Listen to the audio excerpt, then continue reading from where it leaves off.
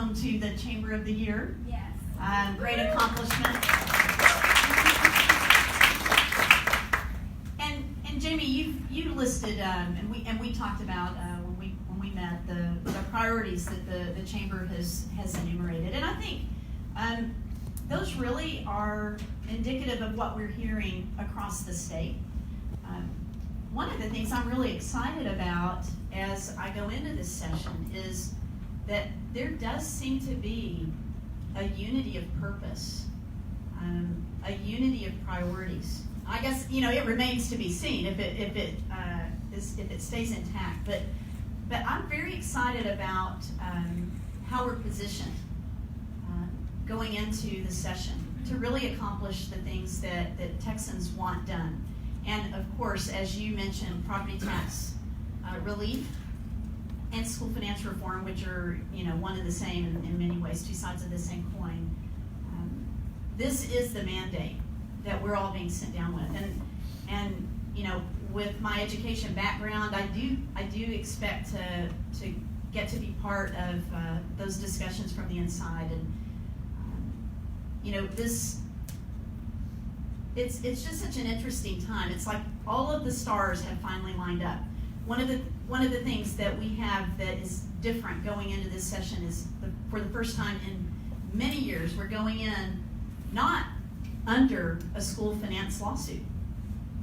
And this frees us up to really address some things. And when you couple that with the fact that we're going to have a new speaker, which will change the dynamic, I hope in a really positive way. I'm already feeling such good things about just a spirit of cooperation that hasn't really even existed between Republicans in the House and the Senate. That's a great thing. And then you add to that the mandate that we must do something about property tax relief and school finance reform. So, I think that there will be things on the table, sacred cows that are on the table that haven't been in the past. So I think there's an openness to really getting some things done. So I think the other top issue that you mentioned, transportation. We all know, we all experience it every morning, right? You came through it this morning to get here. We're the ones who are here. Maybe the people we need to talk to are the ones who aren't here yet because they're stuck in traffic. But it is a top priority, and it's critical for so many things. It's the these are the blood vessels, right, of our economy here in North Texas. So I think we've got to keep working to really get our fair share. So we are disproportionately tolled. Now compare us to Denton County, and you see the benefit that the sacrifices that we've made in order to secure the transportation needs that were upon us. We are years down the road from Denton County because of that. But I don't think it's an either or. I think it's a both and. One of the problems that we do have, and I know Jeff and I have talked about this, and I know Candy agrees, we've got to make sure that we're getting our fair share of transportation funding from TxDOT. And we are ready to go in there and fight for that and make sure that we're getting what we are part of the pie. It isn't right for us to pay for our roads twice. It'd be one thing if it was just like that everywhere, but it's not. And we don't like that. So, and of course, another big thing for me, just being a teacher and being a parent and living here in the district for so many years, is I am eager to see the execution of Robin Hood. I think it's his time to go away. When my husband ran for state rep the very first time, actually our slogan was, send Kim Paxton to Austin and Robin Hood back to Sherwood Forest. And I think that is an idea whose time is long past, but I'm hopeful that we can accomplish that this time. So anyway, those are some of the things I'm thinking about. Thank you. We're still trying to figure out how to do this.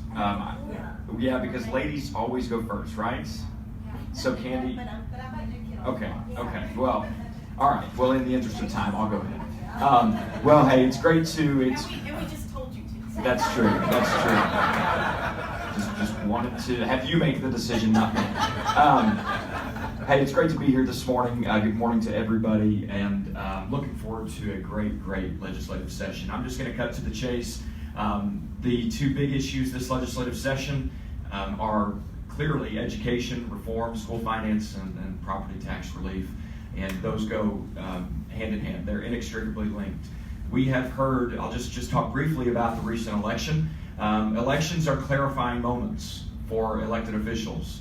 When the voters speak, and when the voters speak as clearly as they did this election, it's up to elected officials from all parties, all parts of the state, to respond and to go to work and to fulfill the commitments and keep the promises that we made to the people. And as we were out on the campaign trail, and even since then, as we've been meeting with various stakeholders getting ready for the legislative session, it's very clear to us, I mean crystal clear to us, what the people of Collin County and of Plano want us to be focused on, to invest in a way that we haven't in a long time in this state in public education. Not just to pump more state funds into public education, which we will do, but to make sure those funds are getting to the right places, to work diligently to roll up our sleeves and try to provide real lasting property tax relief to our citizens, and to invest in transportation, to keep our economy strong, keep regulations predictable, taxes low. Look, Texas is the envy of the nation right now. And we've got an opportunity here to strengthen what we've built here. And I believe that this session, under our governor and under our new speaker, Dennis Bonnen, who I can tell you with full confidence is committed to ensuring that Collin County has a very loud, clear voice on the floor of the Texas House of Representatives, specifically Plano. Speaker Bonnen has been here. He's met with our delegation. He just flew here. He himself spent his own money chartering a private plane to get here to meet with our Collin County delegation just a few weeks ago. And his first question was not, are you going to support me for speaker? Not, are you on board with my agenda? His first question to us, and for an hour listen to us answer, what's important to Plano? What does Plano need? How can I help you better serve and advocate and represent Plano? And I can tell you from experience, pulling back the curtain, that's not something that the Collin County delegation, not something the Plano delegation has been afforded in recent sessions. And so that is a great opportunity for us. We're ready to roll up our sleeves and go to work on your behalf. And I'll just tell you a brief anecdote. I was on the phone, the reason I walked in a little bit late, I was on the phone with our Congressman-elect, Senator Taylor. He sends his greetings to you, by the way. Van has been in a whirlwind. You can just imagine going to orientation in Congress with as much upheaval and division and divisiveness as there is in Washington right now. A lot of it for good reason, blame on both sides. But I asked Van, I said, have you met the Speaker-elect, Nancy Pelosi, yet? And Van said, Jeff, I got to tell you, from what I've heard from my Republican colleagues, he said, I haven't met her yet, and nor do I expect to meet her anytime in the next year and a half. He said, Republicans and Democrats in Washington don't talk. They don't cross the aisle. They don't break bread together. They don't meet. They don't fellowship together. They don't really care to talk to one another. And that's a problem. That's a big problem. And I can tell you it's not that way in Austin. We certainly, we've had in the past our disagreements, and we'll have our deliberations and our debates. That's what democracy is all about. But I agree with Angela. There is a unity of purpose, not just within our Republican caucus in the House and the Senate, but among all 181 legislators, that we've got big challenges on the horizon in our state, but also great opportunities. As I've toured every public school campus in my district, met with teachers, principals, educators, met with Sarah and school board members yesterday here in Plano, I'm not anxious about next session. I'm excited about next session, and we count on you, every person in this room, to partner with us to invest in public education, to ensure we're putting the funds in the right place, to invest in transportation, to try to provide property tax relief, and to keep Texas strong. So look forward to a great discussion this morning and to having a great legislative session starting in just a few weeks. Thank you.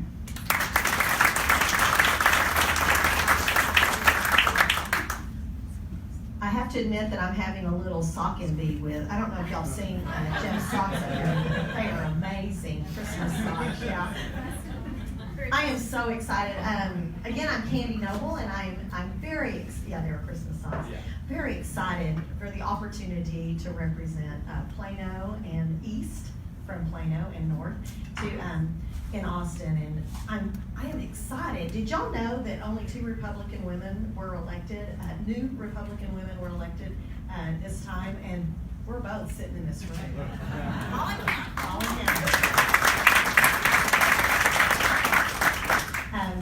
count. Lisa Smith was asking me, and others were asking me what committees I'm going to ask for, and I said, you know what, I'm going to serve where the new speaker asks me to serve. And I know that strategically people put me where he needs me, and I'm very, very excited about the opportunities that affords us here in Collin County. And I'm just going to echo what they said. You know, I live in Lovejoy School District. I live in Lucas, and 80% of my taxes are school taxes. 80%. That's huge, right? And so, and when you're talking about property tax relief, we cannot affect that without affecting school finance. And so that is a top priority for me and for House District 89.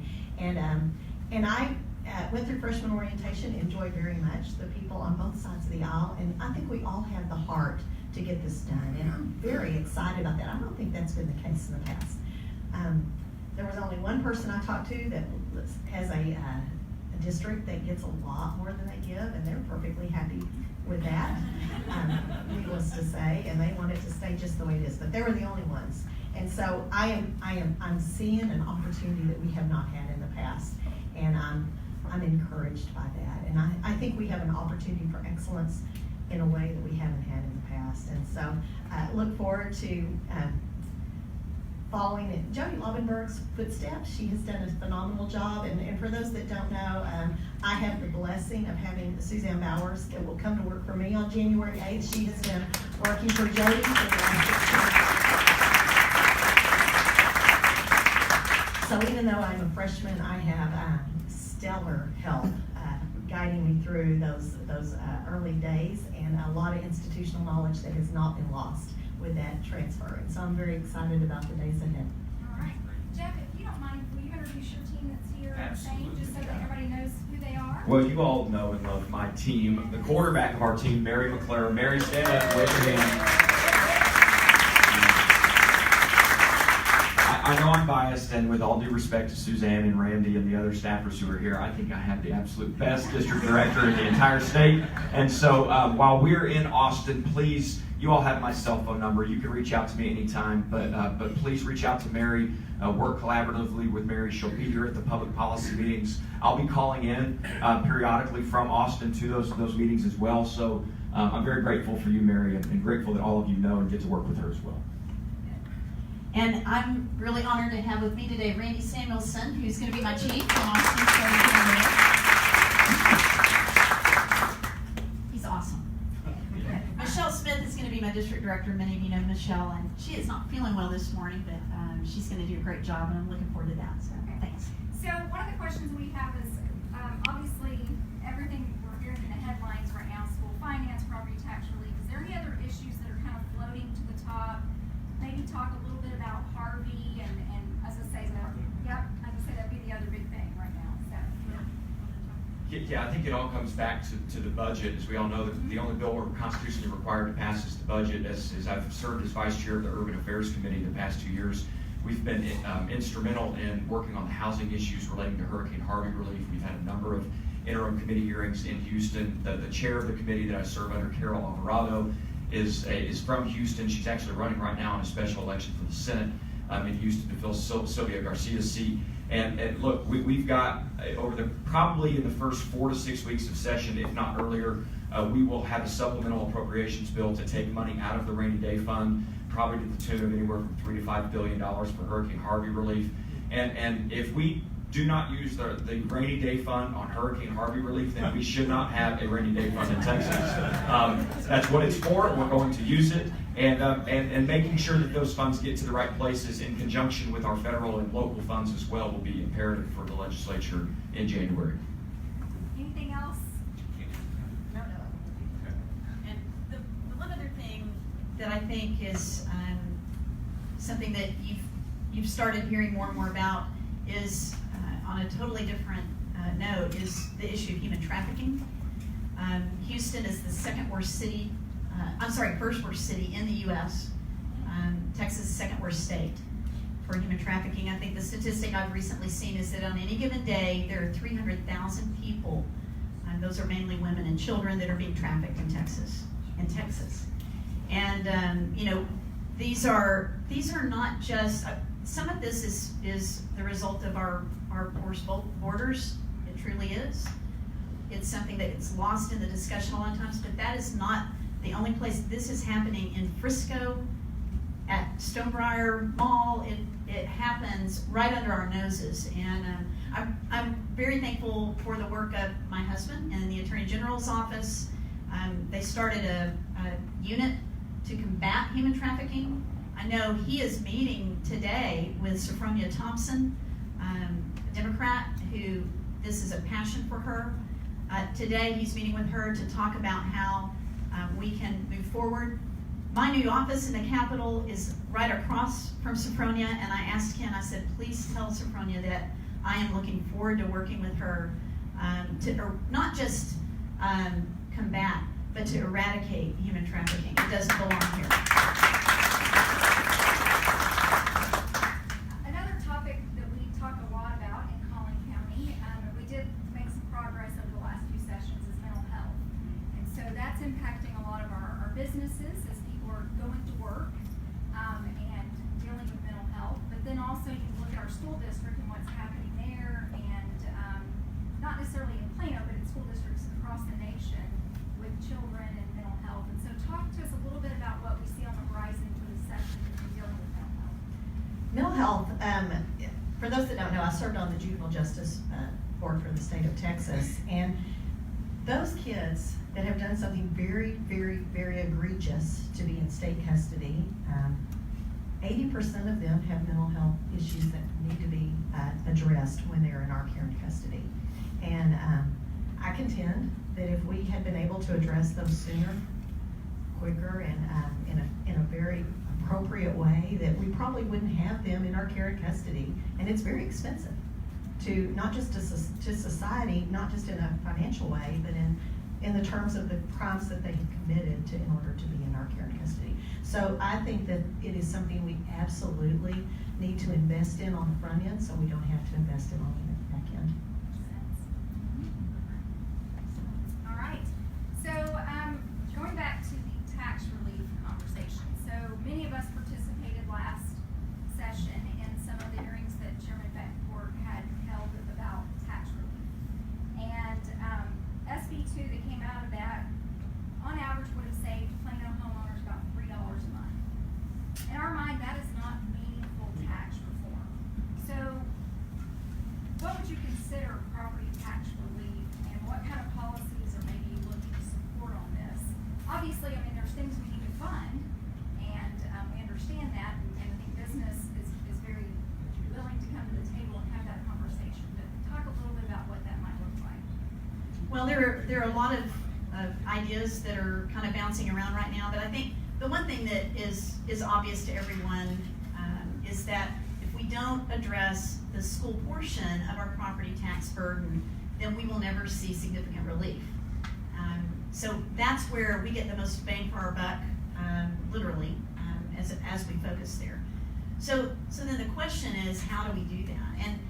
And one of the things, I've seen a number of different proposals. The thing that I like is, and this is not something that we have, I know some folks have tried to push forward on this before in the past, but I personally like the idea of targeting and earmarking the surplus that we historically have at the end of a session for property tax relief. So historically, we underestimate, the comptroller underestimates revenues by 10 to 12%, because that's how we budget in Texas. We don't overestimate our revenues and then overspend. We underestimate our revenues. What that means then is that as bills are passed, there are riders put on them that if we have a surplus, then this part goes here, goes here, goes here. What I would like to see is for us to prioritize education and put our money where our mouth is, and look at the the surplus and earmark a significant portion toward buying down our school property taxes.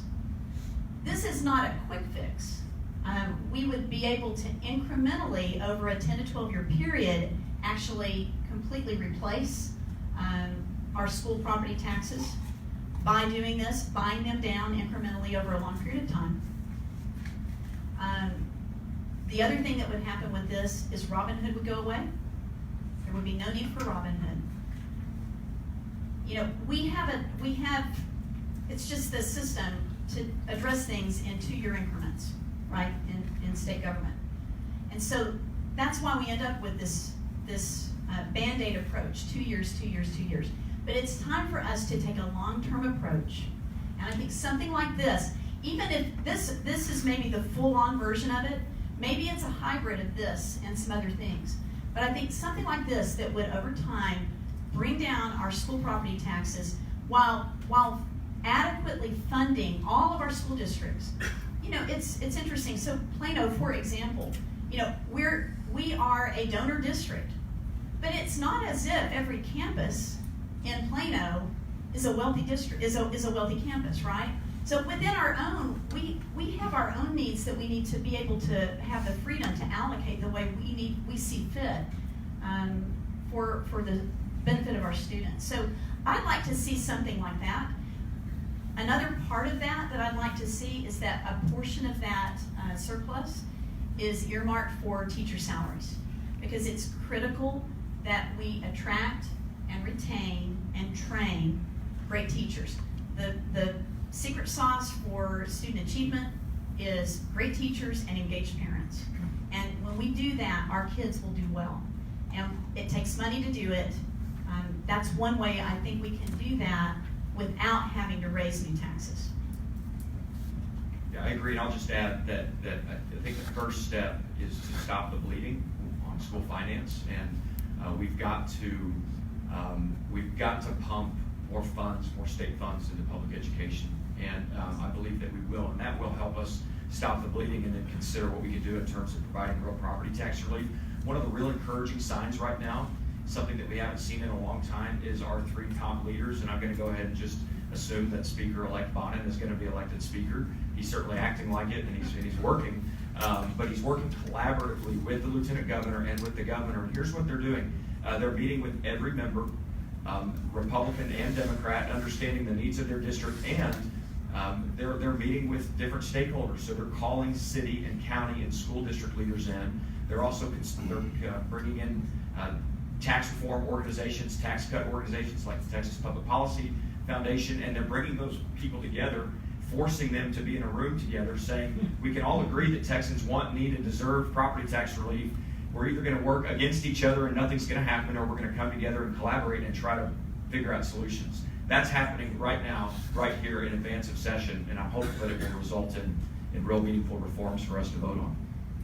So, Representative Leach, we met yesterday and talked a little bit, but what kind of outcomes are you interested in seeing? I mean, we talked a little bit about what Dallas ISD has been able to successfully implement to kind of change the conversation, but what are you thinking on the state scale? What's most important for y'all to focus on when it comes to outcomes? Well, I'll tell you one of the things that I'm focused on in terms of outcomes, and this is something that I've learned through my tour throughout the public schools in District 67, over 50 public school campuses, is how unbelievable our teachers are. And they're working, these aren't teachers, you all know this, they're not just working 8 to 4 or 8:30 to 3:30. They are working around the clock to serve the needs of our students, to one-on-one with our students, get them to where they need to be. And it's not just all about getting that student prepared to pass a state-mandated test. I'm very, frankly, a little angry at this testing regime that we've built in Texas. It is not preparing our kids for the economy of today. It's not preparing them to be leaders in society today. So we got to rethink just what is a successful high school graduate. Are we just interested in the high school graduation rate, or are we interested in much more than that? And so in terms of outcomes, every option is on the table. We've got to ensure that our best performing teachers, as Senator-elect Paxton said, are incentivized to do what they do best. And At the foundational level, we have got to provide our school districts local control to spend state funds and local funds as they best see fit. I want Plano, I want Sarah and her staff and our school board to be able to say, look, if we need to hire more counselors or more instructional coaches or more teachers, or social workers or school resource officers, then we want to have the flexibility to do that. I don't care what Lubbock is doing or El Paso or San Antonio. I trust them to do what they do best, but I also trust Sarah and her team to do what's best for Plano. Right now, they're a little hamstrung or handcuffed to not have the ability to do that, and we need to change that at the state level to focus on outcomes and not just inputs. You know, when we talk about businesses, we want government to get out of the way and let business innovate. Why are we not doing that with our schools? Why are we not doing that with our schools? And so that is my dream, is to get government out of the way and let educators innovate, and just like we do with businesses, so that businesses are strong, schools are strong. I think we will see much, much better outcomes in learning. So one last topic question, and then I'm going to let everybody have time if they want to interact with you all. But health is a big chunk of our state budget, and obviously it continues to grow every session. So are there any opportunities for additional funding, matching funding through the federal government that we would be open to? Because I know sometimes some of it ties our hands, but talk a little bit about healthcare and how we address that as a state. Yeah, that's a tough one. You know, Health and Human Services is the Pac-Man that's eating the state budget very quickly. If we don't do something, it will eclipse the cost of education, and there are absolutely people that must have us help with their care and ability to stay alive. And so this is not an easy question you just asked, and I don't have any answers yet. I wish it were easy. If it'd been easy, we'd have settled in a long time ago. But I'm open to innovations in that area. Yeah, my biggest concern with, look, we have to address healthcare in Texas. We can all agree that the uninsured rate here is alarming. It requires our action in collaboration with the federal government. The problem is, right now, specifically with respect to Medicaid, expanding Medicaid under the, I hate to call it the Affordable Care Act because it's just not that, under the Affordable Care Act and the restrictions that would bring for Texas is simply unsustainable. That could result in a $50 billion budget shortfall for Texas over the next 5 years. If we expanded Medicaid with all the strings attached under the Affordable Care Act, we cannot do that. I'm going to file legislation that's going to propose a constitutional amendment to ensure that no state income tax will ever be enacted in Texas. Because what we're going to see is, and that's something that Texans want and need, that's one of the reasons we're so strong here is we don't have a state income tax. But look, if we expanded Medicaid under Obamacare, your taxes are going up substantially, and we cannot allow that to happen. Having said that, we've got to come up with free market, competitive solutions to lower the cost of health care and to make sure Medicaid is actually a safety net for Texans. And so that's a complicated discussion, but it's one that we have to focus on. Well, I agree with what you've said, and you know, it is true. I mean, it is eclipsing. It continues to eat up more and more of our state budget, and it is a complicated issue to deal with. For me, I want Texas to make the decisions about how we spend healthcare dollars. I don't want the federal government telling us how to spend it. So that's kind of one of the principles, I think, as I think about it. You know, it's funny, Jeff, you said you hate to even call it the Affordable Care Act. I mean, if a company, a private company, had created a product and called it a product like this and called it the Affordable Care Act, they would have been sued into oblivion for deceptive trade practices for what they called it. I think it's been anything but affordable. One of the things that is now looming is that this is going to the Supreme Court.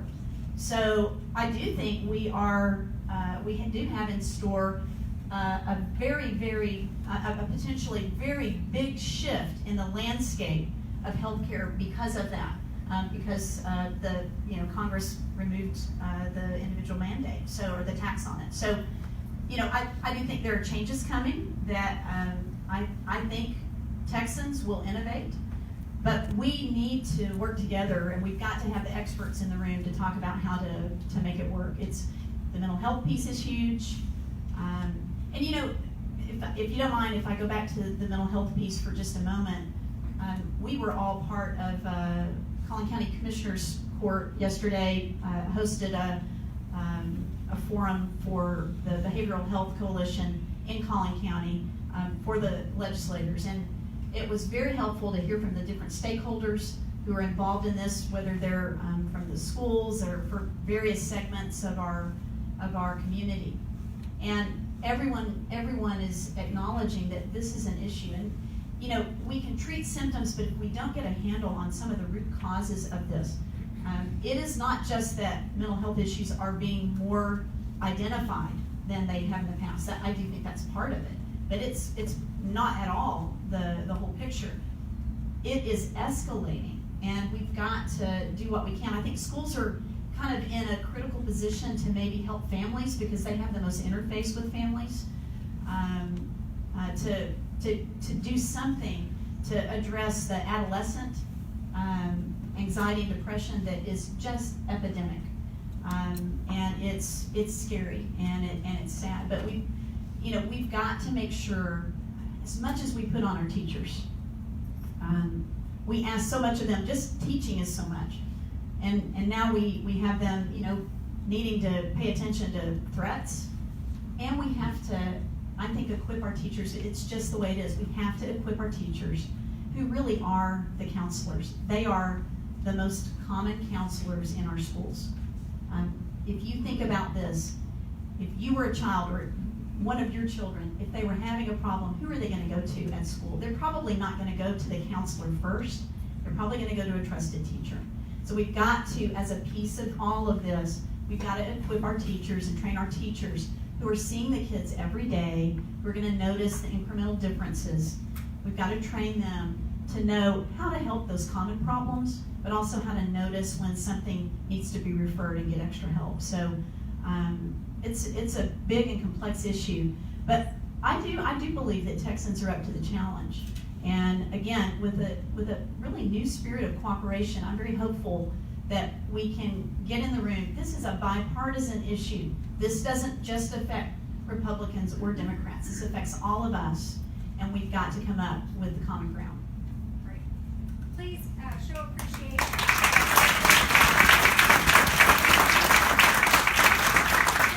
Before you run off, though, I do want to say we really appreciate you going down. I know Representative Leach, you lead. Turn me off. Okay.